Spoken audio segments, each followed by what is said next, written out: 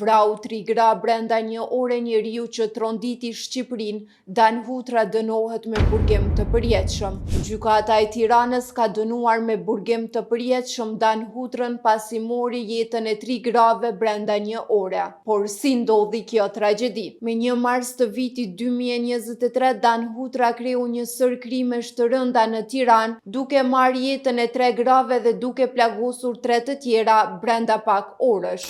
Në Astrit të Tiranës plagosi 40 vjeçaren Mariana Gurakuqi, me të cilën kishte njohje të mëparshme. Masakra që ndodhi në Kodërkams të Tiranës në banesën e ish-bashkjetuesës së tij, Elena Hysa. Huta vrau me armë zjarri me vlute Hysën, motrën e Elenës, si dhe plagosi 35 vjeçaren Elena Hysa, si dhe nënën e saj 60 vjeçe Kujtime Hysa. Masakra e Dan Hutrës ndodhi në mars të vitit 2023. Ai fillimisht kreu plagosjen me thikë në zonën e Astritit dhe mëtej gjakftoft udhtoi drejt zonës së Paskuqanit, ku qëlloi me armë zjarri fillimisht në banesën e prindërve të ish-bashkjetuesës dhe më pas në familjen e një të burgosuri që e kishte njohur në Drenov.